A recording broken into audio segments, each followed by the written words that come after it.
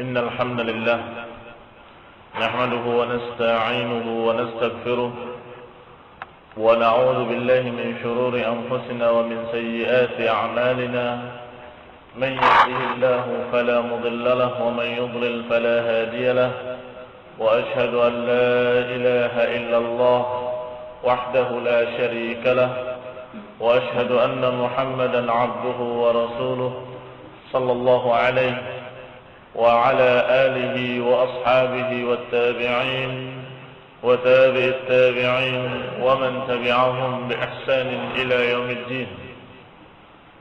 يا أيها الذين آمنوا اتقوا الله حق تقاته ولا تموتن إلا وأنتم مسلمون.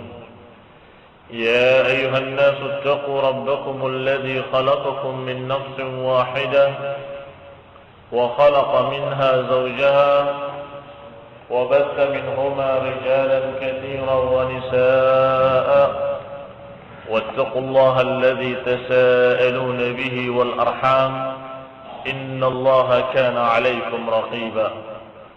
يا أيها الذين آمنوا اتقوا الله وقولوا قولا سديدا يصلح لكم أعمالكم ويغفر لكم ذنوبكم ومن يطع الله ورسوله فقد فاز فوزا عظيما. أما بعد فإن خير الحديث كتاب الله وخير الهدي هدي محمد صلى الله عليه وعلى آله وسلم وشر الأمور محدثاتها فإن كل محدثة بدعة وكل بدعة ضلالة وكل ضلالة في النار. Ikhwani fillah a'azakumullah, kaum muslimin yang saya hormati, sudah kita sebut bahwasanya aqidah Ahlussunnah wal Jamaah, keyakinan mereka, golongan yang dikatakan firqatun najiyah wa ta'ifatul mansurah, golongan yang akan ditolong dan golongan yang akan menang, yang selamat di dunia dari kesesatan dan selamat di akhirat dari adab Allah. Keyakinan mereka adalah al-imanu billah wa malaikatihi wa kutubihi wa rusulihi wal ba'thi ba'da al-maut wal iman bil qadari khairihi wa syarrihi. Beriman kepada Allah dan malaikat-malaikatnya, kitab-kitabnya, rasul-rasulnya, kebangkitan setelah mati, dan iman kepada qada wal qadar, takdir baik dan buruknya. Sudah kita bahas satu persatu, kecuali yang pertama, wahwal imanu billah. Karena Syekhul Islam Ibnu Taimiyah rahimahullah akan mengkhususkannya pada kalimat berikutnya, yaitu beliau berkata rahimahullah, wa minal imani billah al-imanu bima wasafa bihi nafsah fi kitabihi al-aziz wa bima wasafahu bihi rasuluh Muhammad sallallahu alaihi wa ala alihi wasallam min ghairi tahrif wala ta'til wa min ghairi takyif wala tamthil. Dan di antara iman kepada Allah, setelah iman kepada uluhiyahnya dan rububiyahnya, maka iman kepada Allah juga termasuk di dalamnya beriman kepada apa yang Allah sifatkan dirinya dengannya. Ini beriman dengan sifat-sifat Allah yang Allah sifatkan dirinya dengannya di dalam kitabnya yang mulia. Wa bima wasafahu bihi rasuluh, dan sifat-sifat yang disifatkan oleh rasulnya, utusannya sallallahu alaihi wa ala alihi wasallam. Min ghairi tahrif, tanpa menyelewengkan maknanya. Wala ta'til, tanpa menolak maknanya. Wa min ghairi takyif, tanpa mempertanyakan kayak apa dan seperti apa. Wala tamthil, dan tidak pula menyamakannya dengan makhluk. Ini termasuk iman kepada Allah Subhanahu wa taala.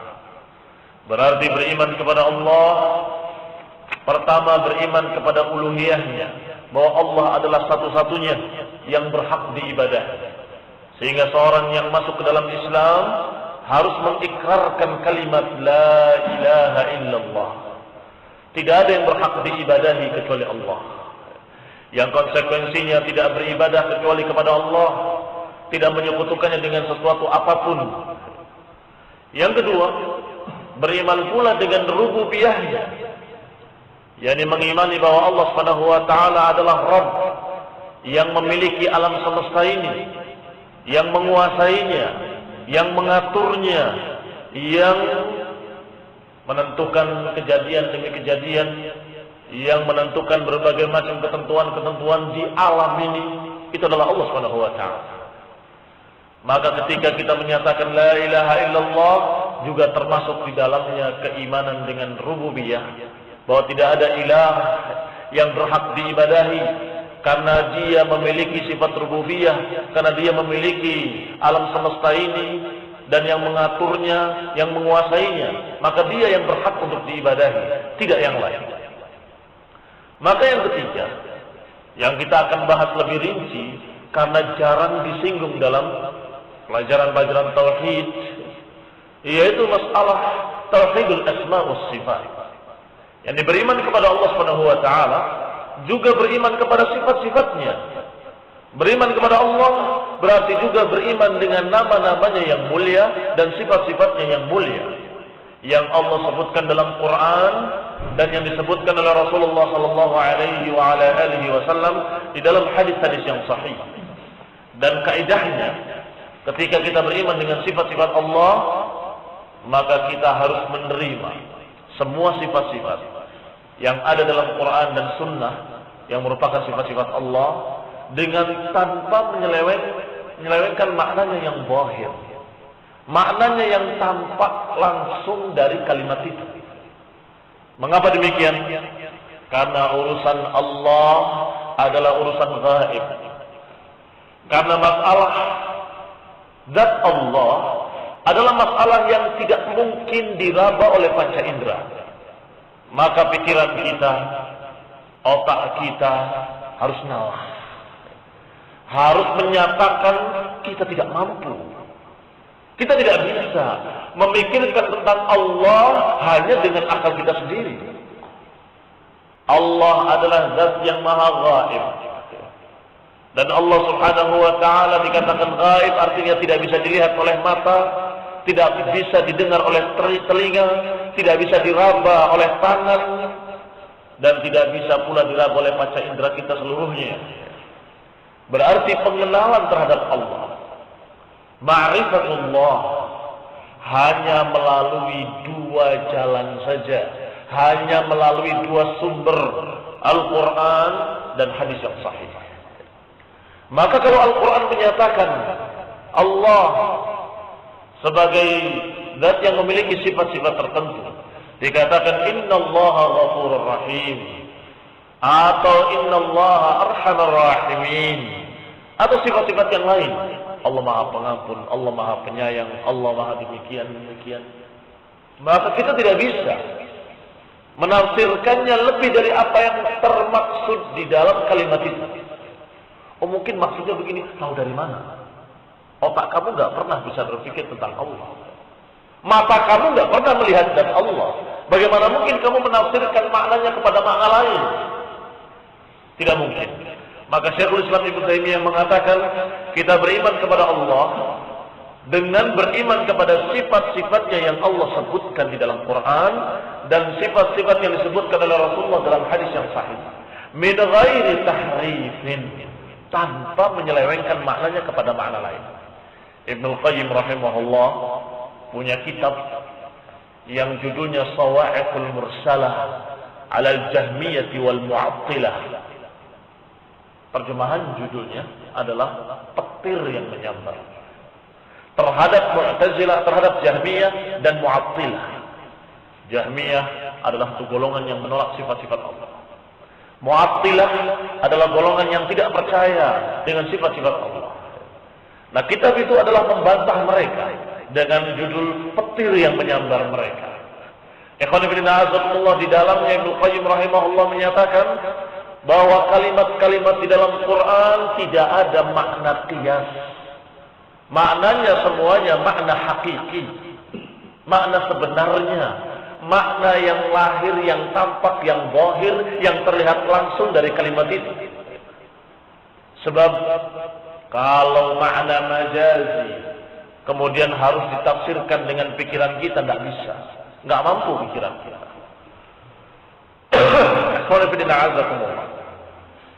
Kaidah kedua, tidak boleh kita menolaknya, harus menerima seluruhnya. Jangan menerima sebagian, menolak sebagian. Kalau Allah Ghafurur Rahim, kita percaya. Kalau Allah dikatakan sebagai Halim, kita percaya. Kalau Allah Subhanahu wa taala dikatakan Al-Azizul Jabbarul Mutakabbir, kita percaya. Tapi kalau dikatakan Allah punya tangan, masa Allah punya tangan? Saya tidak bisa menerima. Ini berarti menolak, ta'til. Kenapa pilih-pilih? Kenapa yang ini dipercaya, yang ini tidak dipercaya? Alasannya, kalau tangan kan nanti sama dengan kita. Loh, kalau Allah Sami'un Alim, Allah Maha mendengar, Maha mengetahui. Apakah bukan sama juga? Allah mendengar, kita mendengar. Oh enggak, kalau Allah Subhanahu wa taala Maha pendengar, kalau pendengaran kita terbatas. Ya kenapa tidak kamu jawab seperti itu pula pada masalah tangan? Kalau tangan kita lemah seperti ini, jelek dan sebagainya, Allah tidak tahu kita, tapi pasti tidak sama dengan makhluknya. Tangannya sesuai dengan kemuliaannya, tangannya sesuai dengan ketinggiannya, sesuai dengan kedudukan yang maha mulia. Seperti apa? Tidak pernah tahu, dan kita tidak tahu sekarang ini. Kita dalam keadaan tidak melihatnya dengan mata, maka bagaimana mungkin akan menerangkan tangannya seperti apa? Yang wajib diyakini bahwa tangannya pasti tidak sama dengan tangan makhluk. Karena Allah Subhanahu wa taala menyatakan laisa kamitslihi syai'. Berarti kaidah ketiga adalah wala tamtsil. Tidak menyamakannya dengan makhluk. Walaupun ahlu sunnah beriman bahwa Allah punya tangan, Allah punya mata, tetapi tetap menyatakan tangan Allah tidak seperti tangan makhluk. Mata Allah tidak seperti mata makhluk. Kenapa ahlu sunnah meyakini Allah memiliki mata dan memiliki tangan? Karena Allah menyebutkan dalam Quran dan Nabi menyebutkan dalam hadis yang sahih. Allah menyatakan dengan kalimat la aqadna bil yamin, sungguh aku akan pegang dengan kananku, dengan tangan kananku. Kalimat yang jelas dengan kalimat yad lebih banyak lagi. Yadullah fawqa aydihim, tangan Allah di atas tangan mereka. Tapi itu maksudnya bukan tangan seperti, ya jelas bukan seperti kamu, tapi tangan. Jangan ditafsirkan dengan kalimat lain. Karena Al-Quran bilang tangan, maka kita pun menyatakan tangan. Apakah salah kalau kita menyebutkan seperti yang Allah sebutkan? Apakah keliru kalau kita mengucapkan kalimat yang dipakai dalam Quran? Jelas hak, jelas benar, karena itu kalimat yang dipakai dalam Quran. Sedangkan kalian yang menafsirkannya kepada makna lain, maksudnya kekuasaan Allah di atas kekuasaan mereka. Itu dari mana? Apakah punya sandaran? Rasulullah mengatakan maksudnya tangan begini dan begitu. Hadisnya Bukhari Muslim, apa ada? Tidak pernah ada keterangannya seperti itu. Berarti itu tebakan. Iya.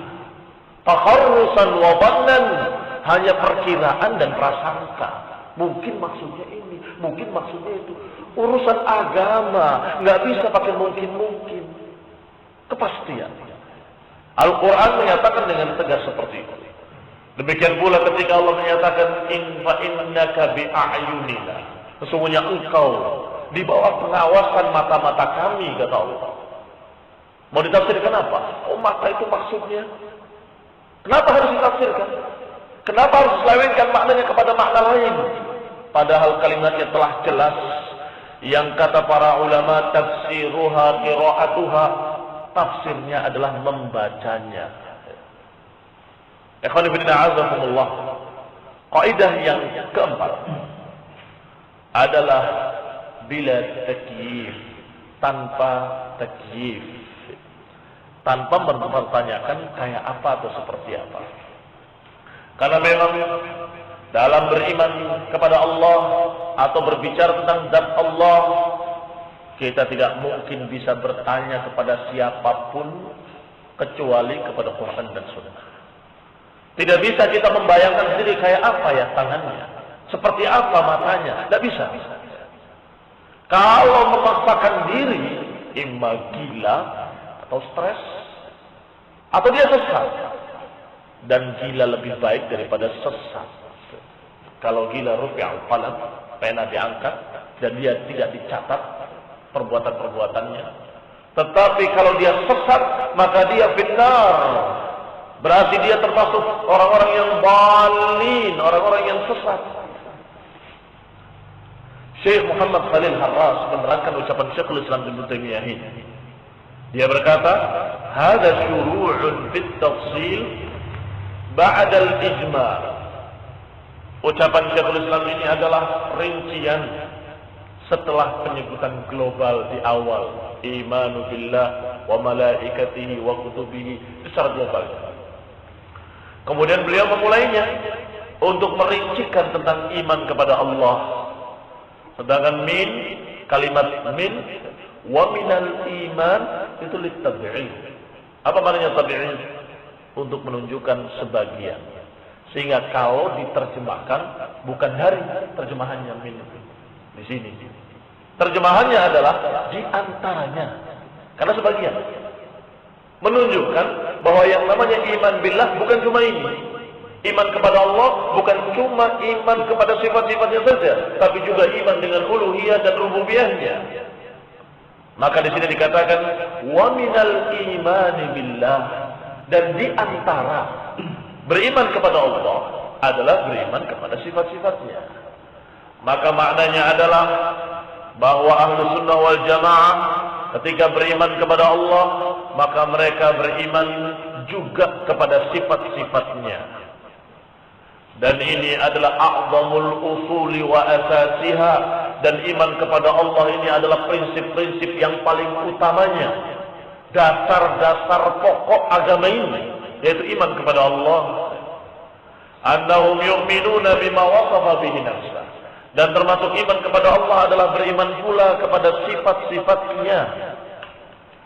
Min ghairi tahrifin. Yani tahrif muta'alliqun bil iman qablahu. Yani annahum yu'minuna bis sifatil ilahiyyah ala hadzal wajhil khali min kulli hadhihi al ma'ani al batilah itsbatan bila tamthil tanzihan bila ta'til. Yani beriman pada Allah Subhanahu wa taala min ghairi tahrif, maknanya adalah beriman kepada sifat-sifatnya dengan cara dia tidak menolaknya dan dia tidak menyelewengkan maknanya. Diistilahkan oleh para ulama dengan kalimat tatsbitan bila tamthil wa tanzihan bila ta'til. Apa tatsbitan bila tamthil? Menetapkan sifat tanpa menyamakan dengan makhluk, dan mensucikan Allah tanpa menolak sifat. Ini kalimat untuk menerangkan dan meluruskan orang-orang yang sesat, orang-orang yang salah paham. Karena sebagian mereka menetapkan sifat dengan cara menyamakan dengan makhluk. Kalau tidak menyamakan dengan makhluk, merasa belum menetapkan sifat. Allah itu punya tangan seperti kita. Baru itu menetapkan namanya. Padahal keliru. Kalau menetapkan sifat, jangan menyamakan dengan makhluk. Allah memiliki tangan dan tidak sama dengan makhluk. Maka para ulama membimbing masyarakat muslimin. Ingat, tetapkan sifat Allah, yakini sifat Allah tanpa menyamakannya dengan makhluk. Itsbatan bila tamthil. Wa tanzihan bila ta'til. Dan sebaliknya, mensucikan Allah dengan tidak menolak sifat. Ini pun meluruskan kesalahpahaman sebagian kaum muslimin yang mengira kalau mensucikan Allah itu dengan menolak sifat. Kita membela dan mensucikan Allah. Allah tidak mungkin sama dengan makhluk. Allah tidak mungkin sama dengan kita. Jadi Allah tidak mungkin punya mata, tidak mungkin punya tangan, tidak mungkin berbicara, tidak mungkin ditolak semua sifat-sifat Allah. Alasannya apa? Tanzih. Alasannya mensucikan Allah, membersihkan Allah dari kejelekan-kejelekan. Boleh, bahkan wajib hukumnya mensucikan Allah. Ahlus sunnah mensucikan Allah, tapi bukan dengan menolak sifat. Mensucikan Allah dengan menolak sifat-sifat yang jelek. La ta'khudhuhu sinatun wa la naum. Itu tanzih. Tidak mungkin Allah ngantuk. Tidak mungkin Allah tidur. Allah tidak pernah dikenai rasa kantuk dan tidak pernah tidur. Maha suci Allah. Ini tanzih. Tanzih yang benar. Tapi kalau tanzih dengan menolak-nolak sifat yang disebutkan dalam Quran, sifat-sifat Allah yang mulia yang ada dalam hadis, maka ini berarti orang yang salah paham dan menyimpang dari jalan yang lurus. Maka kita katakan seperti ucapan para ulama, tetapkan sifat-sifat Allah, tapi jangan menyamakan dengan makhluk. Dan sucikan Allah dari sifat-sifat yang jelek, tapi jangan menolak sifat-sifat yang tersebut dalam Quran dan Sunnah. Wat-tahrif fil asl ma'khudh min qawlihi. Kalimat tahrif ini diambil dari ucapan harrafa yuharrifu. Kalau ada seorang yang mengatakan harraftu syai', maknanya adalah merubah dari keadaan semula. Itu tahrif.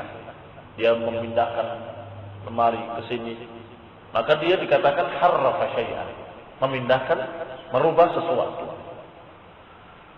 Idza dikatakan kalau engkau memindahkan sesuatu atau merubah sesuatu, dikatakan harrafta syai'an, engkau telah mentahrif sesuatu. Berarti apa makna tahrif? Tahrif adalah merubah makna yang tampak dari satu kalimat kepada makna lain. Ini namanya tahrif. Dan tahrif adalah sifat dari sifat orang-orang Yahudi, yang dia selalu atau mereka selalu senangnya merubah-rubah kalimat dari tempat-tempatnya. Jadi kalimat-kalimat yang disebutkan oleh Nabi mereka rubah. Qulu hiqqatun naghfir lakum khatayakum. Ucapkan hiqqah, maka kami akan ampuni dosa-dosa kalian, kata Allah. Yahudi mengatakannya hiqqah.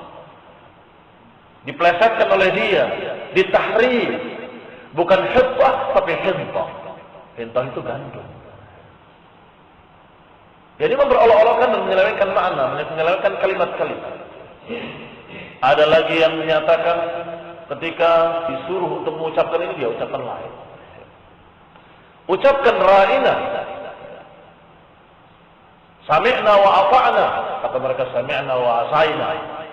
Terdengar seperti ata'na, padahal asayna. Asayna artinya kami menolak, kami bermaksiat. Disuruh mengucapkan sami'na wa ata'na, dia ucapkan sami'na wa asayna. Disuruh untuk mengucapkan begini, dia ucapkan begitu. Dikatakan ini adalah layan, penyelewengan lidah mereka, mentahrif kalimat-kalimat Al-Quran, mentahrif kalimat-kalimat dari ucapan-ucapan Nabi-Nya kepada kalimat-kalimat lain. Maka Allah katakan tentang mereka, yuharrifuna al-kalima an mawadhi'i. Mereka yuharrifuna al-kalima an mawadhi'i, merubah-rubah kalimat dari tempat-tempatnya. Ikhwan fillah a'azakumullah, Allah juluki mereka orang-orang Yahudi dengan yuharrifun al-kalima an mawadhi'i, karena mereka merubah-rubah kalimat. Disebutnya dengan bahasa tahrif pula. Berarti tahrif ada dua macam. Ada tahrif pada lafadznya, ada tahrif pada maknanya. Kalau tahrif pada lafadznya seperti tadi, hiqqah disebutkan hiqqah. Itu lafadznya dirubah, diganti. Ditambah satu huruf, dikurangi satu huruf, diselewengkan satu huruf. Kalau maknanya, maka lafadznya tetap tidak dirubah, tapi maknanya, ya betul, lihat memang kami percaya bahwa Allah punya yad, tapi itu bukan tangan. Maknanya yang dirubah, kalimatnya tetap, tetapi maknanya dirubah menjadi kalimat lain atau makna-makna lain. Maknanya adalah kekuasaan, maknanya adalah ini dan itu. Maka ikhwan fillah azakumullah, itu pun termasuk tahrif, ta'rif bil ma'na. Berarti apa itu tahrif?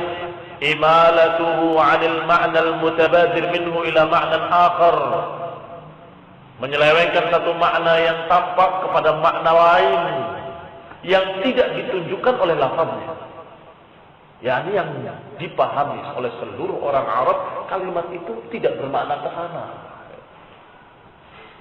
Ikhwan fillah azakumullah. Berarti apa yang disebutkan oleh mereka itu tidak sesuai dengan lafadznya. Fala budda fihi min qarinatin tubayyin annahu al-murad. Maka kalau mau menyelewengkan atau kalau mau memindahkan satu makna kepada makna lain, bukan makna hakikinya tapi makna qiyas, maka harus ada bukti. Harus ada qarinah namanya.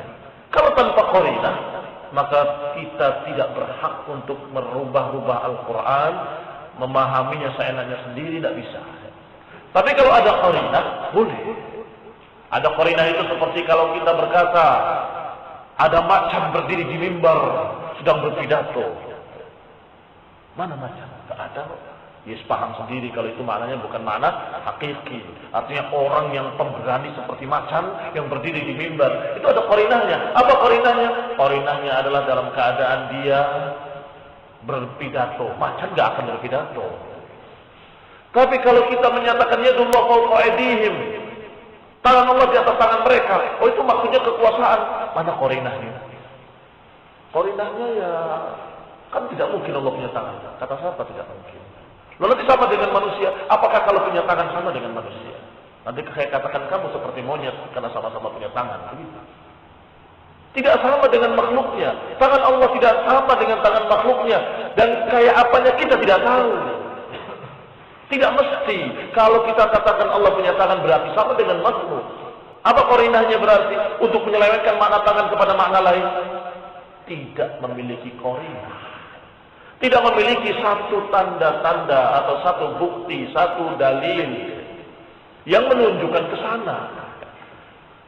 Maka ikhwan fillah azakumullah, ketika kita tahu bahwa zat Allah adalah ghaib, maka kita tidak berani untuk lancang menyelewengkan makna kalimat kepada makna lain. Dan inilah yang dikatakan tahrif, tidak boleh tahrif. Wa amma ta'til, adapun ta'til adalah penolakan. Diambil dari kata-kata al-'atal, alladzi huwa al-khulu wal faragh. Yang maknanya atal adalah kekosongan atau al-khulu, tidak ada, kosong, atar ditinggalkan. Makanya liburan dalam bahasa Arab disebut utlah, dari kata-kata ta'til, utlah. Seperti disebutkan dalam Quran, wa bi'rin mu'attalatin, bi'r sumur yang mu'attalah. Artinya sumur yang dibiarkan, tidak dipakai, tidak diambil, tidak diganggu sehingga dalam keadaan jelek. Sumur kalau tidak diambil jelek. Itu disebut bi'rin mu'attalah, dari kata-kata ta'til. Berarti apa makna ta'til? Makna ta'til adalah mengosongkan, membuang, menolak. Ta'tilus sifat adalah menolak sifat, membuangnya, tidak memakainya, dianggap tidak ada. Ini ta'til. Maka yang dimaksud di sini adalah menolak sifat-sifat Allah, mengingkarinya, membuangnya, dan tidak mau mengimani bahwa Allah memiliki sifat tersebut. Wal farq baina at-tahrif wa at-ta'til. Apa bedanya berarti dengan tahrif? Ta'til dengan tahrif. Bahwa ta'til membuang makna tapi tidak menggantinya. Sedangkan tahrif membuang dengan mengganti yang lain. Yani apa yang ditunjukkan dari Quran dan Sunnah, dari sifat-sifat Allah, mereka tolak, mereka buang, dan mereka tidak menggantinya dengan yang lain. Wa amma tahrif, adapun tahrif, maka itu adalah menyelewengkan nas-nas sifat dengan makna-makna lain yang batil, makna-makna yang tidak ditunjukkan oleh kalimat itu. Wan nisbah bainahuma al-umum wal khusus al-mutlaq, dan hubungan antara keduanya adalah umum wal khusus mutlaq. Apa umum wal khusus mutlaq? Artinya ta'til a'ammu mutlaqan min at-tahrif. Artinya ta'til itu lebih umum, bahwa semua tahrif merupakan ta'til. Tapi ta'til belum tentu tahrif. Kenapa? Karena orang yang menyelewengkan makna kepada makna lain, berarti makna yang benar dikemanakan? Ditolak. Ta'til. Berarti muharrif, orang yang mentahrif, sekaligus berarti dia juga mentaktil, menolak sifat-sifat tadi diganti dengan sifat lain. Tetapi kalau orang yang mentaktil belum tentu mentahrif. Bisa jadi dia menolaknya langsung tanpa diganti dengan apapun. Tidak, Allah tidak punya sifat ini. Tidak mungkin Allah punya sifat itu. Menurut akal kita tidak mungkin Allah punya sifat tersebut. Padahal sifatnya tersebut dalam Quran dan Sunnah. Ini ta'zim, belum tentu tahrif. Bima'na annahu kullama wajada tahrif wajada ta'zim. Makna lainnya adalah bahwa setiap terjadi tahrif maka terjadi pula ta'til di dalamnya. Tapi sebaliknya tidak. Kalau terjadi ta'til belum tentu terjadi tahrif. Wa bidzalika yujadani ma'an fi man athbata al-ma'na al-batil. Oleh karena itu terjadi bersamaan terhadap orang yang dalam keadaan memaknakan dengan makna batil. Terjadi bersama tahrifnya dan ta'tilnya. yakni menolak makna yang hak kemudian ditahrif diganti dengan makna yang batil. Berarti dia melakukan kedua-duanya, ta'til dengan tahrif sekaligus. Kalau kita gambarkan diagramnya, maka tahrif itu adalah lingkaran di dalam lingkaran besar. Lingkaran besarnya adalah ta'til. Di dalam ta'til ada tahrif. Qala wa za'ama anna zahiraha ghaira murad walakinahu lam yu'ayyin laha ma'nan akhar wa huwa yusammunahu bit-tafwid. Ada pula yang menolak tetapi tidak mentahrifnya, melainkan hanya menyatakan pokoknya tidak tahu. Ini tidak ada dan tidak dianggap. Apa itu namanya? Lain lagi. Namanya disebut dengan tafwid. Tafwid itu adalah membuang dan menyatakan bahwa kita tidak tahu maknanya. Apa ini maknanya? Tidak tahu. Loh, Allah turunkan ayat ini kepada kalian dengan bahasa Arab adalah untuk dipahami. Qur'anan Arabiyyan la'allakum ta'qilun. Allah turunkan Quran bahasa Arab agar kalian paham. Tiba-tiba ada orang yang mengatakan makna yadullah fawqa aydihim tidak bisa dipaham dan tidak ada maknanya. Loh, ini nyata sudah, pasrahkan saja sama Allah, tidak ada maknanya. Loh. Terus untuk apa Allah turunkan ayat ini kepada kalian? Padahal Allah turunkan Qur'anan Arabiyyan la'allakum ta'qilun, agar kalian mengerti, agar kalian paham. Allah turunkan tidak dengan bahasa Cina. Allah turunkan bahasa Arab karena kalian orang Arab supaya paham bahasa Arab. Maka Allah turunkan dengan bahasa mereka. Ikhwan fillah a'azakumullah, maka Allah pelihara pula bahasa Arab ini sampai hari ini dan sampai hari kiamat kelak. Sehingga terus Quran bisa dipaham. Tetapi munculnya para mufawwidin, manusia menjadi bodoh. Makanya para mufawwid, ahli tafwid, dijuluki oleh Syekhul Islam Ibnu Taimiyah dengan ahli tajhil. Kelompok pembodoh. Kelompok yang membuat bodoh masyarakat. Ini maknanya kalimatnya tidak tahu. Bilang tidak ada maknanya. Yang ini juga sama. Ini maknanya tidak dipaham, serahkan pada Allah. Ini maknanya nufawwidhu ilallah. Kita serahkan pada Allah, kita tidak menerjemahkan, kita tidak menafsirkan, kita tidak tahu maknanya. Dan terus untuk apa di Quran diturunkan dengan bahasa Arab? Itu ahli tajhil namanya, membuat bodoh. Lihat kalimatnya secara bahasa Arab, iman. Baru yang ditafsir apanya? Rincian kaifnya. Kayak apa? Itu yang kita tidak tahu. Kalau makna zahirnya, makna yang tampak dari kalimatnya, jelas bahasa Arab itu bisa diterjemahkan dan bisa dipahami oleh para sahabat, oleh para tabi'in, oleh para tabi'in tabi'in, oleh para ulama, oleh para mufassirin.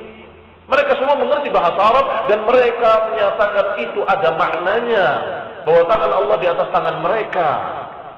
Tetapi tangan Allah kita tidak tahu seperti apa dan pasti tidak sama dengan makhluknya. Selesai. Wa minal khata' dan termasuk kesalahan besar. Bi anna hadza huwa madhhabus salaf. Kesalahan besar yang menyatakan bahwa tafwid adalah madhabnya salaf. Madhab salaf itu tauhid, menyerahkan pada Allah makna-makna kalimat. Ada khata. Kata Syekh Muhammad Khalil Harraj, wa minal khata, termasuk kesalahan yang menganggap bahwa tauhid adalah madhab salafus salih. Sebagaimana dinisbatkan oleh beberapa orang di orang-orang terakhir sekarang ini, dari kalangan Asy'ariyah atau dari kalangan yang lainnya, yang menyatakan bahwa madhab salaf adalah tafwid. Madhab salaf bukan tafwid. Keliru. Salah paham. Yang dipasrahkan kepada Allah, yang diserahkan kepada Allah, yang ditafwid kepada Allah adalah takyifnya, kayak apanya. Adapun maknanya mereka pahami dan mereka terima. Lihat perbedaannya. Kalau ahlu tafwid itu maknanya pun tidak mau dipahami. Maknanya terserah Allah. Maknanya kita pasrahkan pada Allah. Itu tafwid dan itu sesat.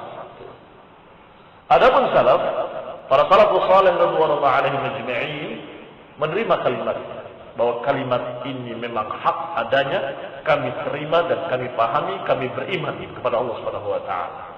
Dan kami beriman bahwa ini sifat Allah Subhanahu wa taala. Tapi kayak apanya, seperti apanya, kita serahkan pada Allah Subhanahu wa taala. Kita katakan wallahu a'lam. Allah yang lebih tahu. Jadi rinciannya dan takyifnya yang dipasrahkan kepada Allah itu madhab salaf, bukan makna-makna kalimatnya. Kalau makna-makna kalimatnya mereka orang Arab mengerti bahasa Arab. Wala kanu yaqra'una kalaman la yafhamuna ma'nahu. Tidaklah para sahabat ridwanullahi alaihim ajma'in membaca ucapan-ucapan yang tidak mereka pahami. Tidak mungkin. Mereka bukan membaca Quran dalam keadaan nggak ngerti maknanya. Mereka pahami maknanya. Fa innaka bi a'yunina yadullahu fawqa aydihim. Innallaha 'alal 'arsy istawa atau Ar-Rahman 'alal 'arsy istawa. Mereka pahami semua makna-makna kalimat itu. Engkau di bawah pengawasan mata-mata kami. Tangan Allah di atas tangan mereka. Dan Allah maha tinggi di atas arasnya. Kalimat-kalimat yang sangat jelas dalam bahasa Arab yang dipahami oleh mereka. Tetapi mereka mentafidkan kayak apanya. Kayak apa? Allah di atas singgasananya, di atas arasnya. Ya tidak tahu. Allahu a'lam. Kita tidak pernah diterangkan oleh Allah tentang rinciannya kayak apa. Kita hanya beriman bahwa Allah maha tinggi di atas arasnya. Allah mengawasi dengan matanya. Dan Allah Subhanahu wa taala menyatakan tangannya di atas tangan mereka ketika mereka berbaiat. Tangannya seperti apa, matanya seperti apa, kita katakan Allahu a'lam. Yang pasti tidak sama dengan makhluk.